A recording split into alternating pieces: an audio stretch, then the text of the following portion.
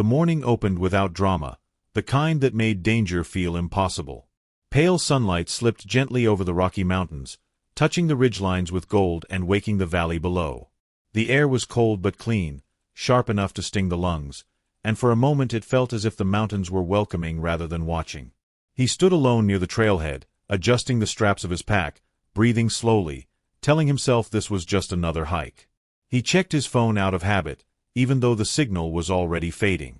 One bar flickered, then vanished. He slipped the phone back into his pocket, not concerned. That always happened here. The mountains swallowed technology easily. He had always liked that about them. Out here, the noise of the world fell away, leaving only wind, stone, and the steady rhythm of boots against dirt. The trail ahead looked harmless, a thin line cutting through pine and rock. Frost clung to the shaded ground, crunching softly beneath his steps. He paused once, scanning the tree line, listening. Somewhere far off, something moved, branches snapping under unseen weight. An elk, maybe. Or something smaller. The sound faded as quickly as it came, leaving only silence behind. He told himself the unease in his chest was excitement. It had to be. He had planned this trip for months, talking it through late at night, imagining the views, the quiet, the sense of distance from everything that weighed him down. The mountains were supposed to reset people. That was the promise. That was why they were here. As he walked, memories drifted in uninvited. Conversations half remembered. A laugh from the night before. The others would be catching up soon. They always did. He slowed slightly, not wanting to rush the calm. Sunlight filtered through the trees now, warming his face, and for a brief moment he felt perfectly balanced between past and future, worry and relief. He noticed small details then. Animal tracks crossing the path, fresh but unhurried. Birds lifting suddenly from the brush, startled by something he could not see. The wind shifted, carrying the scent of damp earth and pine resin. It felt like the mountains were breathing around him, steady and patient. He told himself again that nothing was wrong. The trail began to rise, curving out of sight, and he followed it without hesitation. Each step carried him farther from the road, farther from anything familiar. He did not look back. There was no reason to. The sky above remained clear, impossibly blue, offering no warning of what would come later. Somewhere behind him, voices echoed faintly, carried by the thin mountain air. He lifted his head, listening, a small smile forming before fading just as quickly. The sound was distorted, swallowed by distance and terrain, impossible to place. He waited, expecting the voices to return, but they didn't. After a moment, he continued forward, unaware that this calm morning was already slipping away. The mountains remained silent as he walked deeper into them, holding their secrets, preparing to close in once the others finally reached his side. The sound of footsteps finally reached him, steady and uneven at the same time. He stopped and turned as two figures emerged from the trees behind him, their shapes dark against the bright trail. Relief washed over him before he could stop it. Alone had never been the plan. Alone was never comfortable. The first to reach him was the calmer one, breath-controlled, eyes already scanning the slope ahead as if measuring it. He nodded instead of speaking, a silent acknowledgement that felt familiar, reassuring. The second arrived moments later, louder, laughing softly as he adjusted his pack and complained about the cold. His voice cut through the stillness, too sharp for the place, but it broke the tension all the same. They stood together for a moment without moving, three shapes framed by pine and stone. No one mentioned the faint unease hanging in the air. Instead, they spoke of small things. The long drive. The bad coffee that morning. The promise of views waiting higher up. Their words felt rehearsed, like rituals meant to convince themselves that everything was normal. As they continued, the trail narrowed, forcing them into single file. Conversation thinned, replaced by breath and footfall. The reckless one moved ahead, quick and careless, stepping over roots without slowing. The calm one stayed in the middle, steady and observant. He followed last, watching their backs, noting how easily they disappeared around bends in the path. The forest thickened as they climbed. Sunlight struggled to reach the ground now, breaking through in scattered patches. The temperature dropped enough to notice. Someone joked about turning back, but no one stopped. Turning back felt like admitting weakness, and none of them were ready for that. They paused near a fallen log, drinking water, checking watches that already seemed less useful out here. The calm one mentioned the trail marker they should have seen by now. His voice was neutral, but his eyes lingered on the trees too long.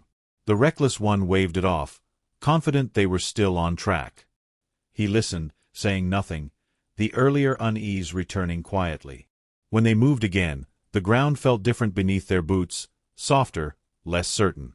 Animal tracks crossed the path more frequently, some fresh, some old, overlapping in confusing patterns. The reckless one followed one set briefly, laughing, until the calm one called him back. The laughter faded quickly after that. Wind rose without warning, threading through the trees with a low, restless sound. It carried something with it, a cold edge that had not been there before. He pulled his jacket tighter, glancing up as clouds began to gather, thin and fast-moving, dimming the sky. They reached a point where the trail split, though no sign marked it clearly. 3 of them stood there, silent now, studying the ground, the trees, the slope ahead. No one admitted uncertainty, but it sat between them, heavy and unspoken. After a brief exchange, they chose a direction, stepping forward together. Behind them, the other path vanished into shadow, unnoticed. As they walked on, the mountains seemed to draw closer, the space between the trees tightening, as if testing their decision. The sense of being watched returned, stronger this time, following them upward as the trail slowly disappeared. None of them realized how small that choice was, or how final it might become. The air grew heavier with each step, and the forest swallowed their voices completely. Somewhere ahead, unseen terrain waited, ready to break their formation and turn companions into distant echoes. The mountain offered no signs, only silence and narrowing possibilities. They walked deeper without realizing how quickly the forest had changed. The path thinned until it barely felt like a trail at all, more suggestion than direction. Trees pressed closer together, their branches knitting overhead, blocking what little light remained. The air grew colder, heavier, and every breath seemed louder than it should have been. The wind arrived first, sudden and forceful, ripping through the trees with a hollow roar. It bent branches and sent loose needles spiraling across the ground. He felt it push against his chest, stealing warmth, stealing certainty. Somewhere ahead, the reckless one shouted something, but the words dissolved before they reached him. Then the fog came. It rolled in low and fast, swallowing distance, erasing landmarks they had just passed. Shapes blurred into one another. Trees became shadows. Shadows became movement. The calm one slowed, raising a hand instinctively, signaling them to stop. They clustered together, 3 silhouettes pressed into a shrinking world. "This wasn't in the forecast," someone said. The sentence felt fragile the moment it left his mouth.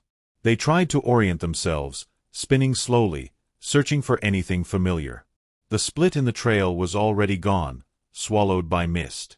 The mountain no longer offered up-down, left-right.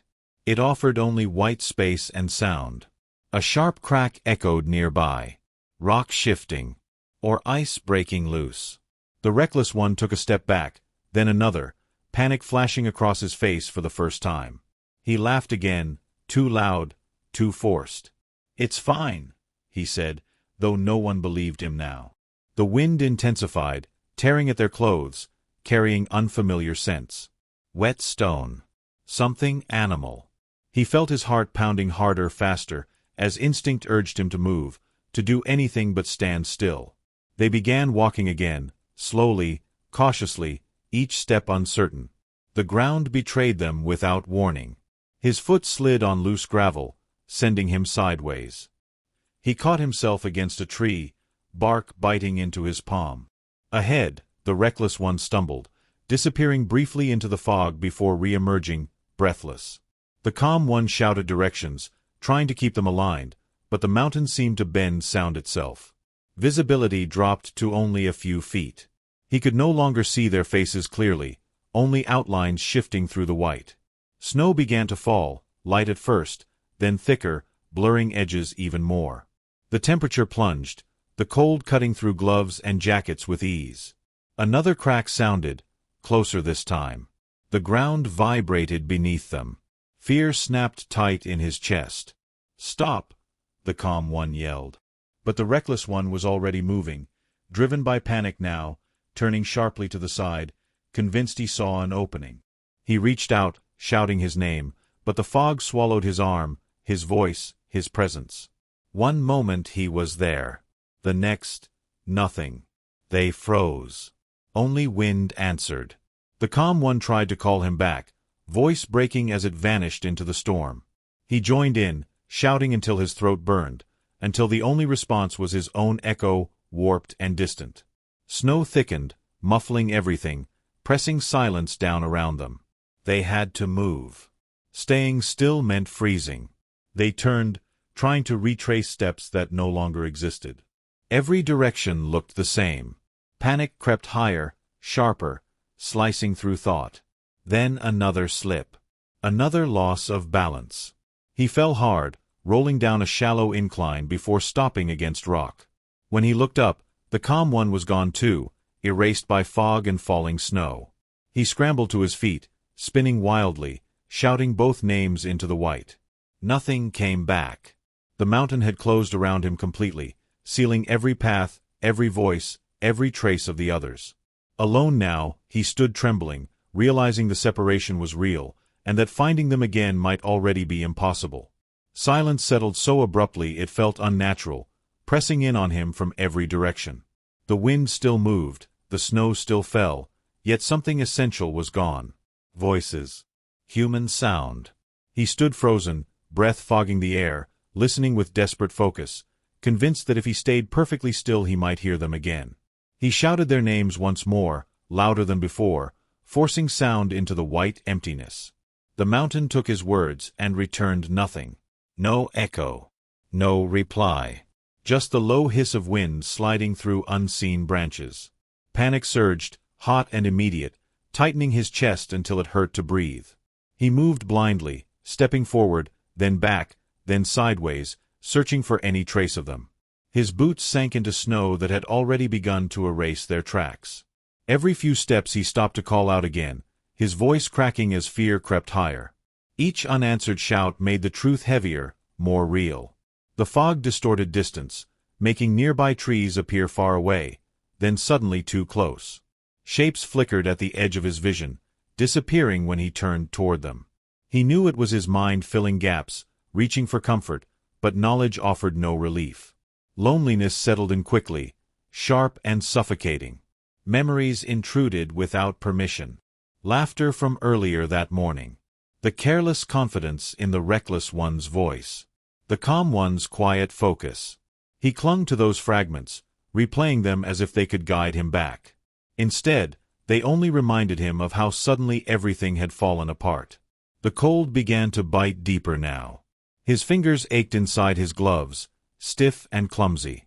He forced himself to keep moving, afraid that stopping would mean giving in to shock.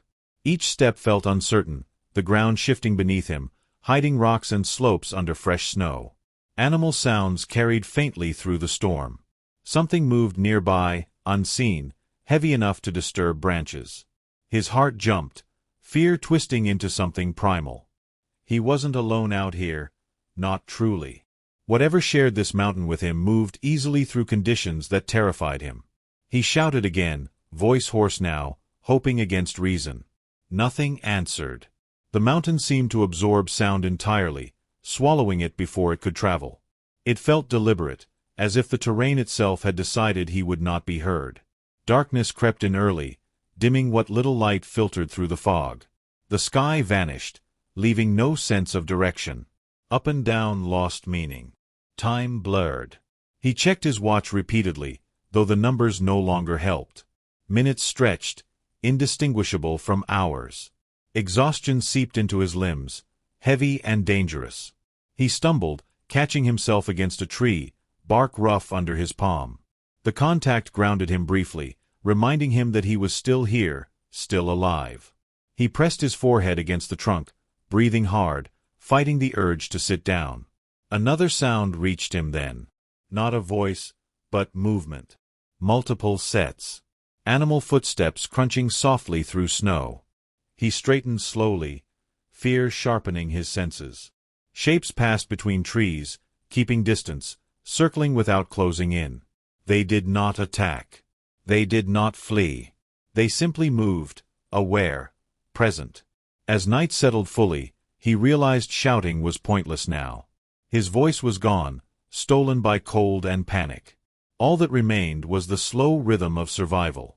Find shelter. Preserve heat. Stay alive until morning. Somewhere in the darkness, unseen paths shifted. The mountain remained silent, and the voices he had called for were already far beyond reach. The darkness thickened until the forest felt sealed shut, a narrow pocket of cold where he alone remained awake. Snow continued to fall, soft but relentless, hissing as it settled on branches and deadened sound.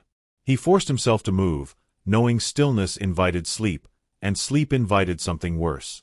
He searched for shelter with clumsy urgency, scanning shapes through the gloom until a fallen tree revealed itself, its roots torn from the earth and its trunk angled low enough to block the wind.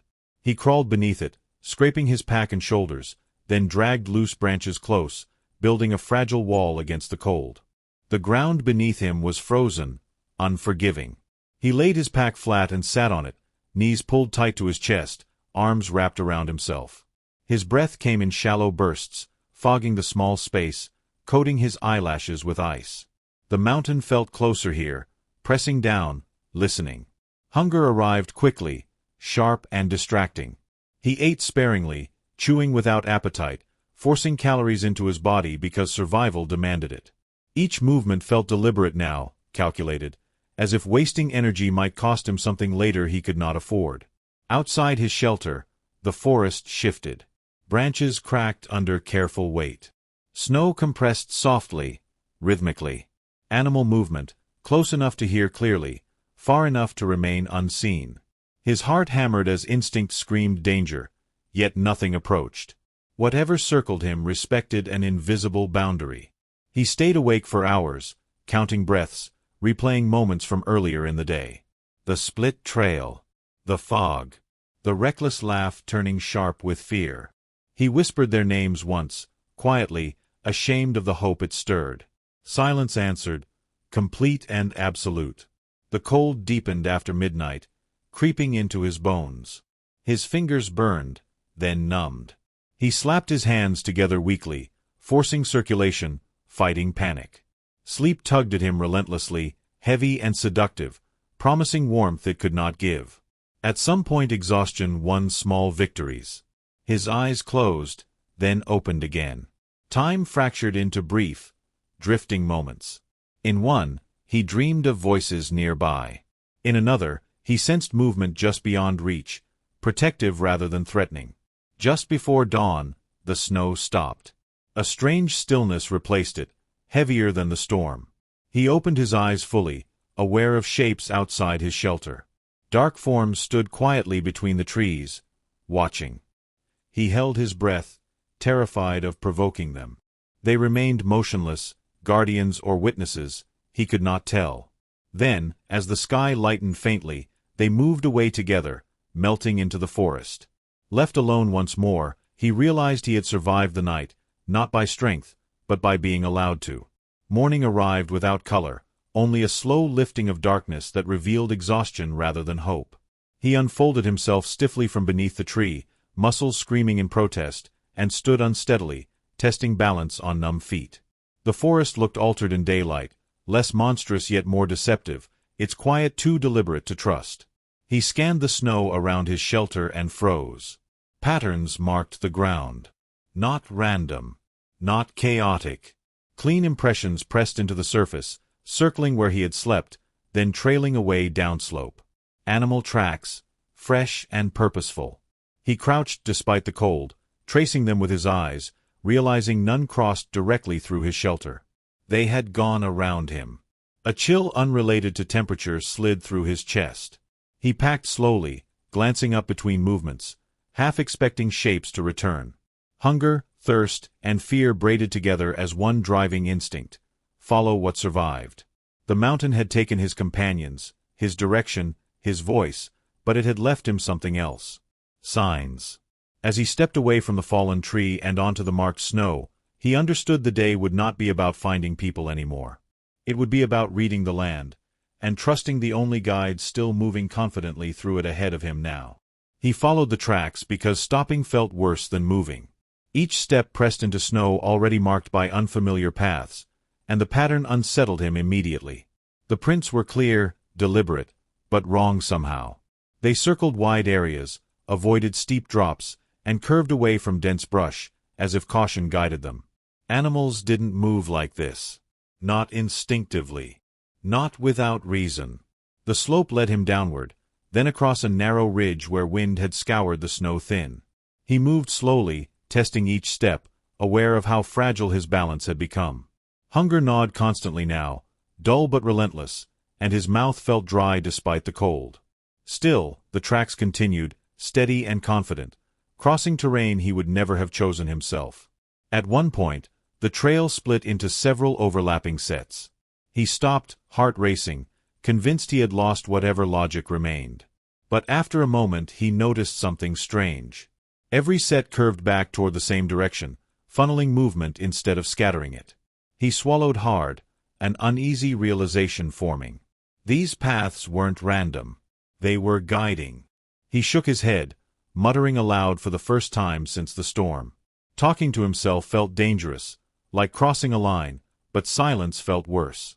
He told himself animals followed food, shelter, water. Nothing more. Still, as he moved, he noticed how often the tracks led him toward cover, toward lower wind, toward places that felt marginally safer. The forest changed as he descended. Trees thinned, opening small clearings where sunlight reflected painfully off the snow. He squinted, dizzy for a moment, and nearly missed the dark smear near a rock outcrop. He approached cautiously and realized it was blood, frozen and old.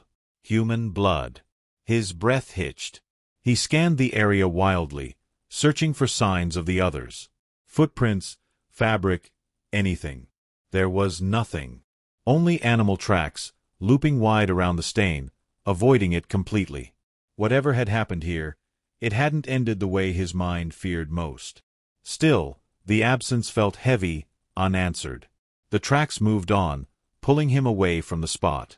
Part of him wanted to stay, to search, to call out again. But instinct urged motion. He followed reluctantly, guilt twisting in his chest, as if leaving meant choosing survival over loyalty. The mountain did not allow both. Hours passed without meaning. He measured time by effort, by pain. His legs shook on inclines, his hands stiffened each time he stopped. He drank sparingly from melting snow, knowing dehydration would slow him faster than hunger. All the while, the tracks remained visible, patient, never rushing him. As afternoon faded, he realized something else. He had not heard predators. No snarls. No sudden crashes. Birds still moved nearby. Smaller animals crossed his path without panic. It was as if the mountain had shifted, subtle but intentional, creating a corridor of relative calm. He reached a shallow basin where wind barely touched the ground. The tracks converged here, circling again, then thinning out. He stood in the center, confused, overwhelmed. This felt like a place meant to be occupied, not passed through. Shelter was possible. Water nearby. He sank to his knees, exhaustion overtaking him. For the first time since the storm, he cried. Quietly. The sound surprised him, raw and unfamiliar. He let it happen, briefly, before wiping his face with numb fingers. When he looked up again, the light was already fading. As evening approached, movement returned at the edges of his vision. Distant shapes. Watching. Waiting. Not close enough to touch, not far enough to ignore. He understood then that the tracks would not lead forever. They would bring him only this far. Night would come again. And whatever rules governed this strange guidance would reveal more in the darkness. Time stopped behaving the way it used to. Days no longer separated themselves cleanly from nights, and weeks arrived without announcement. He stopped counting after the sun rose and fell too many times to matter. Hunger, cold, and movement became the only markers of progress, each blending into the next until memory itself felt unreliable. He stopped using his name somewhere along the way. At first it was unintentional, a simple absence. Later, it became deliberate. Names belonged to before, to voices and conversations and people who answered back. Out here, a name felt useless, something that tied him to expectations he could no longer meet. He moved when the light allowed and rested when his body demanded it. The basin became his anchor point, a place he returned to repeatedly, guided by the same strange logic that had brought him there. Animals passed through regularly now, never close, never aggressive. Deer moved along the tree line. Smaller shapes darted and vanished. Once, something larger watched from higher ground, its presence heavy but calm. He learned by observing. Where animals drank, he followed later. Where they avoided, he stayed away. He mimicked their timing, resting when they rested, moving when they moved. Survival became less about force and more about listening. His thoughts grew quieter. Panic burned itself out, leaving behind a dull focus. He spoke rarely, only when pain sharpened too suddenly or when fear surged unexpectedly. Even then, the sound of his voice felt foreign, like it belonged to someone else. His body changed. Weight fell away quickly, leaving joints sharper, movements slower. Cuts healed poorly. Bruises lingered. His hands cracked and bled, numb one moment and burning the next. Still he endured, driven by instinct more than hope. At night, dreams came uninvited. Faces surfaced without warning, expressions frozen at the moment of separation. Sometimes he dreamed of calling out and being answered. Those nights hurt the most. Waking felt like a second loss, repeated endlessly. Weather shifted without mercy. Clear days vanished into sudden storms. Snow returned, then melted, soaking his boots, chilling him deeper than cold alone ever could. He learned to read clouds, to sense wind changes, but the mountains still surprised him. Control was an illusion he no longer chased. Once, he found a scrap of fabric caught on a low branch. Familiar color. Familiar shape. He held it for a long time, thumb brushing the frayed edge, heart pounding. There were no tracks nearby. No sign of direction. Only the silent trees and the slow passing of animals who did not stop to look. He left the fabric where it was. Weeks blurred further. His reflection appeared unexpectedly in still water one afternoon, and he barely recognized the hollow-eyed figure staring back. Dirt streaked his face. Beard tangled and wild. Fear flickered briefly, then faded. Appearance mattered less than function now. The animals continued to move around him in patterns he could not fully understand. They altered routes when he struggled. They lingered longer when he weakened. It felt dangerous to assign meaning, yet impossible not to notice. The mountain had not softened, but something within it allowed him space. Human sounds vanished entirely. No helicopters. No distant shouts. The world beyond the trees might as well have ceased to exist. He accepted that truth quietly, storing it somewhere deep where it could not interfere with the next necessary action. By the time he realized how long it had been, the concept of rescue felt abstract. Survival was no longer about waiting. It was about continuing. Each step, each breath, carried him forward without promise. Then, one morning, something changed. Birds lifted suddenly, sharp and alert. Wind shifted direction, carrying a scent he hadn't noticed before. Not animal. Not forest. Something unfamiliar. He stood still, heart racing, sensing movement beyond routine. For the first time in weeks, the mountain felt different. Watching more closely. Preparing to give something back, or take something else away. The change lingered in the air, subtle but undeniable. He moved cautiously that day, senses sharpened, waiting for the pattern to reveal itself. The animals behaved differently now. They passed more quickly, less patient, glancing back in ways that made his chest tighten. Whatever balance had existed was shifting. As he walked, memories returned with unusual clarity, no longer blurred by exhaustion. He remembered the moment panic took over on the ridge, how instinct had fractured into 3 different choices. One ran. One tried to control chaos. One hesitated. He understood now how thin the line had been, how quickly fear rewrote intention. He stopped near a cluster of rocks where the wind had stripped snow down to bare stone. Tracks surrounded the area, but none led upward. All movement angled away, downward, toward shelter and cover. He followed them with his eyes, realizing something that had haunted him quietly for days. The others had not followed these paths. They had fought the mountain instead of reading it. Guilt surfaced, sharp and unwelcome. He replayed their last moments together, questioning every choice, every silence. If he had shouted sooner. If he had grabbed an arm instead of trusting space. Survival demanded motion, but memory demanded answers. The terrain grew steeper, forcing him to slow. His body protested, weaker now, joints aching with every shift of weight. He leaned heavily on a branch for support, breath ragged.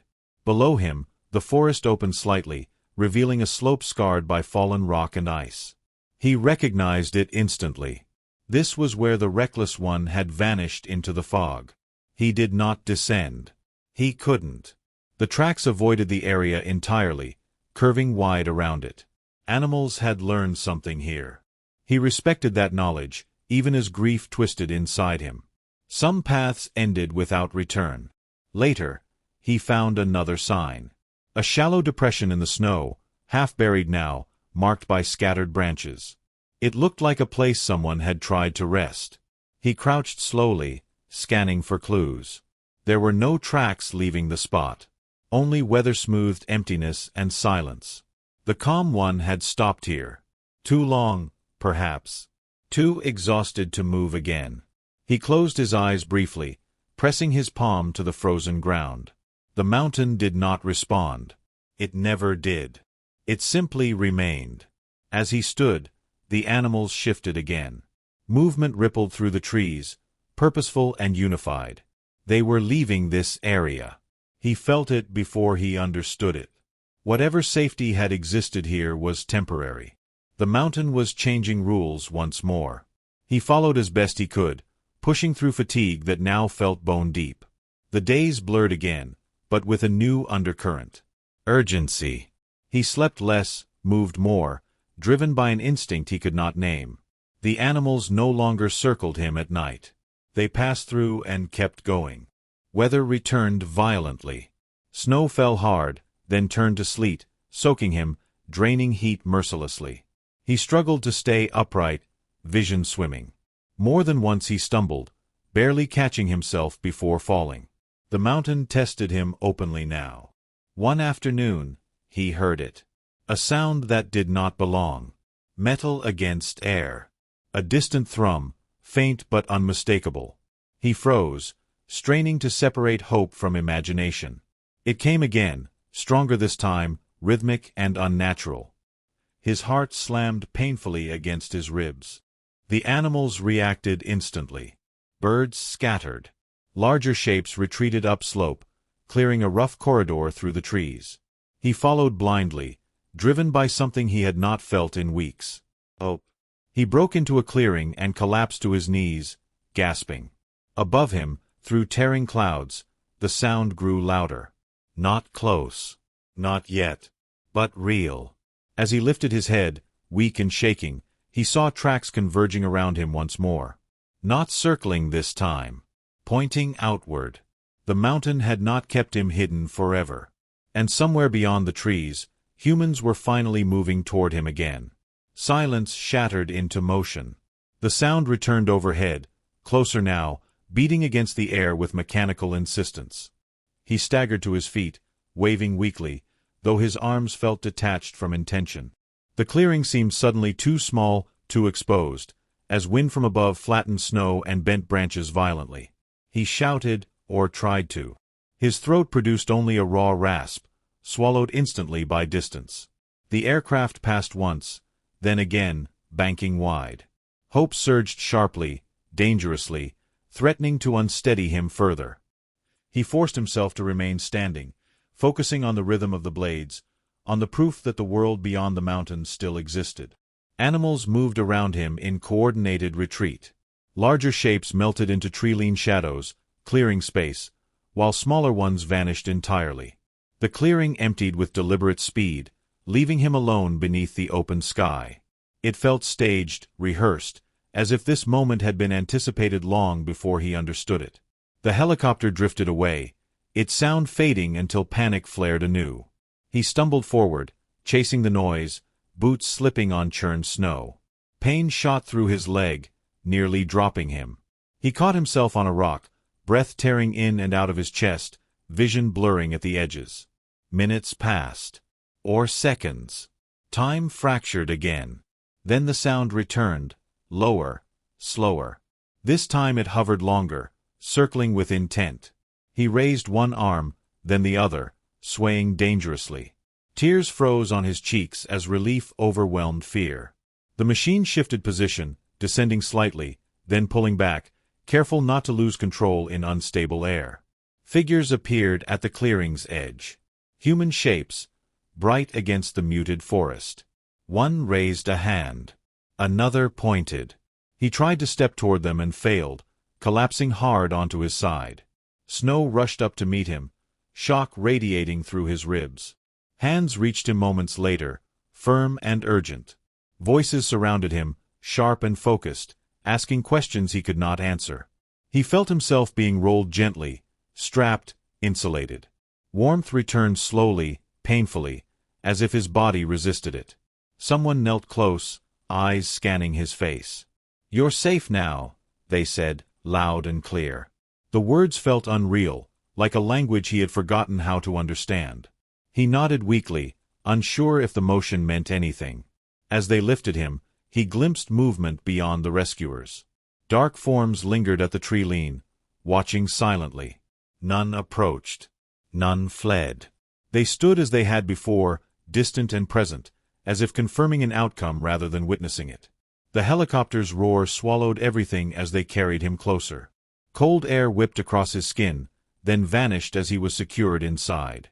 The door closed, sealing him away from the mountain. Sound dulled. Motion steadied. As the aircraft rose, he pressed his forehead weakly against the glass. The forest shrank below, vast and indifferent. Somewhere beneath the canopy, paths crossed and vanished, holding answers that would never fully surface. He closed his eyes as exhaustion claimed him completely. In the dark behind his lids, shapes moved quietly, familiar and calm. Whether memory or imagination, he did not know. When he woke again, it would be in a different world, surrounded by questions he could not yet face. And though his body was leaving the mountain, part of him remained behind, marked by weeks of silence, guided by forces he might never explain. The rescuers spoke to each other in clipped tones, discussing injuries, weather windows, fuel limits. None of it reached him clearly. He drifted, aware only of vibration and the steady pull upward. Below, clouds folded over the peaks, erasing the clearing, the tracks, the watching shapes. The mountain concealed itself once more, indifferent to witnesses. He felt a strange ache at the loss, as if something essential had been left unresolved, a conversation cut short by rescue, survival interrupting understanding. Answers would come later, if they ever truly did. He woke to white light and unfamiliar stillness. The rhythmic thrum beneath him was gone, replaced by a low electronic hum and distant voices filtered through walls. For a moment, panic surged as he tried to move and couldn't. Straps held him in place. Warmth pressed around his body, heavy and unnatural compared to the cold he had learned to endure. A face appeared above him, calm, professional, asking his name. The question felt absurd. His mouth opened, but no sound came out. The face softened, repeating the question more slowly, as if volume alone could bridge the gap between worlds. He closed his eyes instead, overwhelmed by the effort of existing here. When he woke again, time had shifted. Tubes ran from his arms. A blanket covered him, clean and unbearably bright.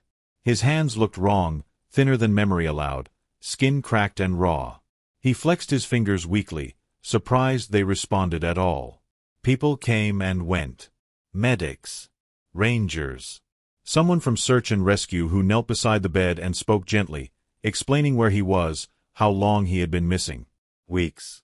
The word echoed inside him, hollow and disbelieving. He nodded, absorbing none of it fully. They asked about the others. The question landed harder than any injury. His chest tightened, breath hitching painfully. Images flooded back without order. Fog. Wind. Silence. He turned his face away, shaking his head once. It was all he could manage. They didn't press him, but he felt their curiosity linger, heavy and unavoidable. Later, they helped him sit up. The movement sent fire through his muscles, reminding him how much had been lost. A mirror hung on the far wall, catching his attention. He stared at it, struggling to reconcile the reflection with who he remembered. Hollow cheeks. Dark circles. Eyes that looked older than they should have. Survival had rewritten him. News traveled quickly. He sensed it in the way staff whispered just outside the room, in the careful glances when they thought he wasn't watching. Found alive. The phrase carried awe, relief, disbelief. It also carried expectation. Everyone wanted a story. Investigators arrived quietly, respectful but intent. They asked him to describe where he had been found, what he had seen, how he had survived. He answered in fragments, pausing often, searching for words that didn't exist. When he mentioned the animals, the room changed. Pens slowed. Eyes lifted. "What do you mean, animals?" someone asked gently. He hesitated, unsure himself. Watching. Moving. Leading. None of it sounded real when spoken aloud. He shrugged weakly, shame creeping in. They exchanged looks, writing notes that flattened experience into language that could be filed away. Recovery was slow. Pain came in waves. Sleep was shallow and crowded with dreams. Each time he closed his eyes, he felt the forest around him again, the quiet presence at the edges of vision. He woke drenched in sweat, heart racing, disoriented by walls and ceilings. Outside his room, discussions continued. Search areas expanded. The mountain was combed again, this time with certainty. His survival changed everything. If one had lived, maybe others could be found. Hope flared where grief had begun to settle. He listened from his bed, guilt twisting deeper. He knew what the mountain allowed, what it did not. On the fourth day, a ranger returned alone. He stood by the window, looking out at distant peaks barely visible beyond glass and sky. "You did everything you could," he said quietly, without being asked. The words didn't comfort him. They only confirmed what he already feared. Survival had chosen him, and choice came with weight. As night fell, he lay awake, staring at the ceiling, aware that his body had been rescued, but his mind was still negotiating its return. The mountain had released him, but not completely. And somewhere far away, among stone and trees, answers remained buried, waiting for the next chapter to begin. The days after rescue stretched into something heavier than the weeks before it. Time moved again, but not comfortably. It pressed forward with appointments, statements, examinations, and quiet moments that felt louder than the mountain ever had. He learned quickly that survival did not end the story. It only shifted the weight of it. They moved him to another facility, farther from the mountains, where the air smelled of disinfectant instead of pine. Outside his window, traffic replaced wind, and human voices filled the silence whether he wanted them to or not.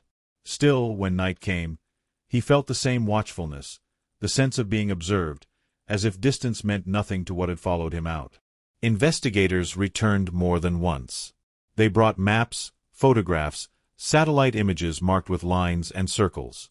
They asked him to point, to explain, to remember. He tried. He truly did. But memory refused to arrange itself neatly. The mountain did not exist in straight lines or coordinates. It existed in feeling, in instinct, in moments that had no names. When they asked about the animals again, he spoke carefully. He described movement, patterns, the way danger seemed to thin where they passed, and thicken where they did not. He never said protection, never said guidance. Those words felt too intentional, too human. Still, he saw the doubt settle behind their eyes. Search efforts continued for a while. Crews returned to the areas he described, following logic and equipment rather than instinct. They found signs of struggle, evidence of falls, Broken branches. Empty spaces where something should have been. Eventually, the updates slowed. Then they stopped. The official language changed. Presumed. Unrecoverable. Hostile terrain. Grief arrived late and without warning. It surfaced in small moments, like hearing laughter from another room, or catching sight of hiking gear in a store window. He felt it as a physical ache, deep and unrelenting. Guilt followed closely, a constant companion that questioned every breath he took. People called him lucky. He never corrected them. At night, sleep remained unreliable. Dreams blurred with memory, forests folding into hospital hallways, animal shapes appearing briefly at the edge of vision before dissolving into shadow. Sometimes he woke convinced he heard movement just outside the window, something heavy but calm, pacing patiently. There was never anything there. Public interest faded gradually, as it always did. New stories replaced his. The world moved on. He was discharged with instructions, follow-up dates, quiet encouragements to be patient with himself. Healing, they said, would take time. They were right, but not in the way they meant. He returned home carrying less than he left with. His body recovered slowly, strength returning unevenly, leaving him aware of every weakness. His mind wandered often, slipping back into patterns learned in isolation. He listened more than he spoke. He watched before acting. Crowds made him uneasy. Silence felt safer. One evening, weeks later, he drove until roads narrowed and lights thinned. He stopped at the edge of a forest not unlike the one he had left behind, though smaller, gentler. He did not enter. He stood and listened, breathing in familiar scents, letting memory settle without resistance. Somewhere deep inside, something loosened slightly. He understood now that survival had not been a victory over the mountain. It had been an agreement. He had adapted, observed, yielded when necessary. In return, he had been allowed to leave. That balance could not be explained without losing its truth. He never returned to the Rockies. Not physically. But parts of them remained woven into him, shaping how he moved through the world. He carried the silence with him, not as fear, but as awareness. The questions would never fully stop. Neither would the wondering. What if different choices had been made? What if fear had not fractured them? What if the mountain had decided differently? Those answers belonged to the place itself. As he turned back toward his car, a breeze moved through the trees, stirring leaves in a way that felt deliberate. He paused, listening, heart steady. There were no tracks to follow now, no guidance offered. Only the understanding that survival did not erase mystery. It simply learned to live beside it.